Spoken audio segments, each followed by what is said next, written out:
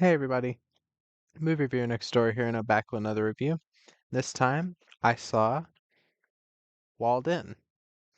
This is a 2009 uh, psychological horror thriller film directed by, I'm gonna say this name wrong, Giles Paquet Brenner, and it stars Misha Barton, Cameron Bright, Deborah Kara Unger, Noam Jenkins, Eugene A. Clark, and Pascal Gregory.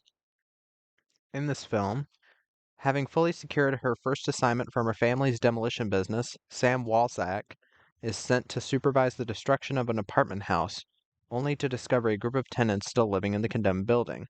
One such lieutenant, Jimmy, tells Sam an urban legend about a serial murderer who used to live in the building and entomb his victims in the walls.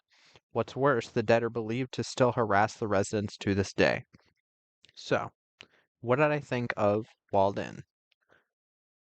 I've heard okay, so what I had seen of this movie before watching it is the opening scene. And I will say, as far as opening scenes go, this film has a hell of a hook. And while I wouldn't say the rest of the film 100% lives up to that hook, I still thought it was decently entertaining. I know I've been given a lot of decents lately, but like there are quite a few things that I'm not either not super big on or could have been done better. But let me get to the cast first. Uh, Also, spoiler review because I have to talk about things about the ending and the villain. Misha Barton plays. Yeah, spoilers. Misha Barton plays Sam Wozak. She's 25. She's finished college. She's got her first assignment with the company, and if she gets this assignment done, she'll be a partner in her dad's business. Um, I've always thought Misha Barton is a decent enough actress. She's been in films like Spree. She was in it for a little bit. She was fine. Sixth Sense. Um, she's most well known for being in like the OC, I think. Yeah. She was in the OC. Um, she's a decent enough actress. I think she does a good enough job in this film. She has some good emotional moments. She sells the character. It's not like they cast some like gorgeous looking woman that doesn't look right playing a demolition worker, or she's an analyst, but still. Cameron Bright plays Jimmy, who is Mary, one of the tenant's sons, who kind of like tells Sam about this building. I I'm not a fan of his performance here. He comes off very wooden. Maybe that's what they were trying for, but I just don't think it works. Um, it just really comes off very like bland. He was also in Ultraviolet. Um, he was in Butterfly Effect, multiple Twilight movies. Yeah, but no, I'm not. Oh yeah, he was in Final Girl with Abigail Breslin, which I want to rewatch that movie. I remember enjoying it, but I'd like to give it another chance and see what I think of it now. But yeah, not huge on Cameron Bright. Deborah Kara Unger plays Mary. She's Jimmy's mother. Um, I think she does a good job in the film. She's kind of doing that like kind of creepy like is something up with this person type of vibe, and I think she does good with that. She's been in a lot of films like this. She was in Silent Hill, she was in uh Payback, um White Noise, very concept heavy movies. Um but yeah, I enjoyed her here. Noam Jenkins plays Peter, who is Sam's boyfriend. He's there. Also, a weird thing about that, on the back of the DVD, it says Noam Jenkins was in, you can't see it, but in Saw 4. He wasn't in Saw 4. Maybe there was a tiny clip of him in Saw 4, but he was at the beginning of Saw 2. He was the, like, Venus flytrap guy. So, I don't know what happened with this DVD. But yeah. But he was fine. He was barely in the film. Uh, Eugene Clark uh, plays Burnett. He's also barely in the film. He was fine. And Pascal Gregory plays Malestrazza, the building's owner. And I think he was creepy enough. I've never seen this actor before, I don't think. Apparently, he was in La Vie en Rose. Uh, but yeah, I think he did a good enough job here. But here's the thing with this film. It's got kind of a iffy reception to it. There are people who appreciate the like kind of more psychological plot than most other horror films, and there are people who think it just kind of feels cheap or feels tacky. Personally, I I don't know if I'd ever watch this again, but I did enjoy a lot of the things this film went for. I do 100% enjoy that it didn't go for just like stale jump scares or like long bits of nothing and then or just jump scares happening in the dark, which is one of my least favorite things is when you literally can't see anything, so anything can scare you. Um the I think that when the kind of scares happen, I think they're well done. There's this cool bit where she's like looking up at a wall and she sees like blood coming out of a hole in the wall and then a bunch of arms come out and like try to pull her in. I thought that was a cool looking effect. Um, there's well, one thing I do have to say, the set design, the production design in this film is definitely worth talking about. The building that they're in is insane looking. This film apparently had a either $6 or $8 million budget, one or the other. Very impressive what they did on that budget. This film looks really nice. Like not like $100 million movie, but it looks good enough that I never felt that it was cheap or there wasn't anything that really stuck out as an obvious like set. It felt like an actual like abandoned apartment building.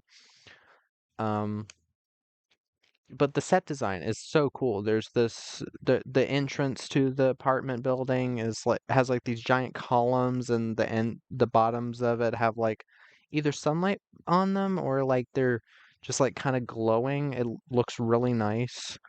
There's a lot of like long hallways with apartments attached, and there's the bit at the very top on the roof. Um, there's also the tomb kinda where on the eighth floor where the frickin' uh like Malestrazza's apartment, very cool looking. Um, but yeah, that's a big plus I can give to this film is the set design and the performances. I think Misha Barton, Deborah Kara Unger, and Pascal Gregory do give three really solid performances in this. Even though Gregory you don't see until like the very end or like the last 30-ish minutes of the film, but I still think he did a good job. Um, the whole thing about like I said, the beginning scene, very well done in terms of like I love when the first scene of a horror movie like gets me really hooked, like what's going on here? I want to know more.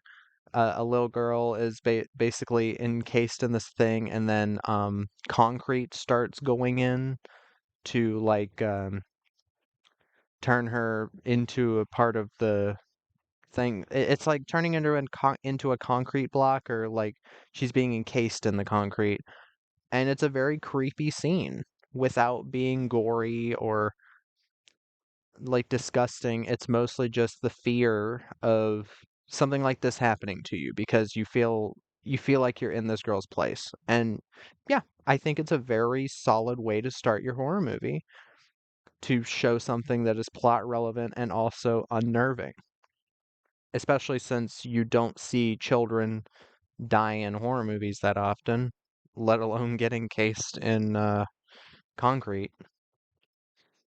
And yeah, I thought that was a neat hook to the film, even though it's not like a huge part of the film.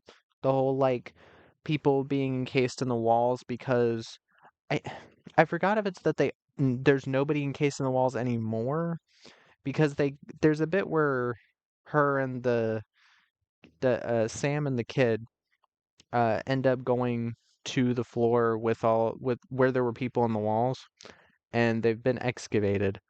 So I don't know if there were more people that we didn't know about, but yeah, it's not like a huge part of the film, but it's still an interesting hook.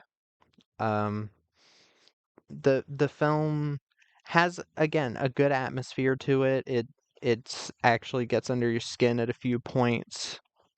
Um, there's some nice imagery, some nice shots that made me feel uncomfortable. Um, there, I think this film is legitimately thrilling, um, in many parts, like where they want you to be thrilled. Um, but I do also want to talk about some of the things that let this film down a little bit. Again, I still overall kind of enjoyed it. Again, I think it's a decent enough watch. But again, for me, an 8 to a 10 is usually, or they're usually the films that I want people to see or that I feel people should give another chance to. I do still think that certain people can really love this film, but just personally, there are some things that kind of hold it back. Um, I do think that again, Cameron Bright's performance does let this film down quite a bit in parts. It's not like he's horrible, but given what his role entails, I think you needed a stronger actor. I think it is that he's not just not an amazing actor because I've seen him work with great directors and he's given the same performance. Um, I think the film has a little bit of an identity crisis in the first two-thirds of the film. And what I mean by that is you've kind of got this psychological horror feel to it, but then it kind of switches randomly into a ghost story because there are bits where she's like hearing the voices of the souls that are in the walls, and then it'll go to her dealing with the kid and her being kind of creeped out by him, but also like understanding. And that's a lot more of an interesting thing than the ghost story thing. And especially when some of the ghost stuff is, and I hate saying ripping off, but this straight up does. It does the one, two kind of Freddy's coming for you type thing, but something else. I forgot exactly what they said. You're being walled in, and it kind of feels like shoved in there. Um, I feel like the scene was creepy enough that she thought somebody was like stalking her and chasing her, um, without like all of the like children's voices or whatever. And yeah, it does kind of like take away from the rest of the film building up this creepy atmosphere when it feels like it's trying a bit too hard with like the kind of cliche creepy kids thing. It didn't need to be there. Um, and again, spoilers for the ending. Um, Cameron Bright's character, uh, Jimmy, throughout the entire film, it's been shown that he's like kind of interested, really interested in in Sam, and he's been doing like weird things throughout the film. And at this time, Cameron Bright was either 14 or 16 when filming these scenes. I don't think it's him doing this stuff directly because they've specifically shot it in a way where they can cut it together so it looks like the stuff is actually happening. There's a bit where she like ends up falling after the going into the tomb thing. She has a cut on her leg and he's like wiping away the blood and everything and disinfecting it and then he like rubs his hand a little bit up her thigh like and she's like or upper leg a tiny bit. 100% that wasn't him. but throughout the entire movie, he's kind of like coming on to her. He's like imprinting on her. We find out that he's been like looking into her room through this like secret passageway, uh, where he's been like watching her bathe, and he like listens to her have sex with her boyfriend one night. In the ending, or in the last 30 minutes of the film, he ends up killing her boyfriend, or husband, whatever. I think it was boyfriend. Uh, and she ends up stuck in this like bit in the middle of the building, this kind of pyramid like part, and well, um she finds out that Malastrazza is still here. He's still alive. They just like faked the death. uh Mary faked the death as a like way of having them not think that anything was going on at the building, and she's been keeping him just alive enough in the middle of this building, in this tomb place, as a form of revenge for killing her husband. And Jimmy ends up locking Sam down there for about the last 30 minutes of the film, and basically just kind of trying to psychologically torture her. What the ending ends up being is that he ends up regretting that. He's running up there while they're about to demolish the building, and basically he runs to the very top. His mom knows that Sam is down there.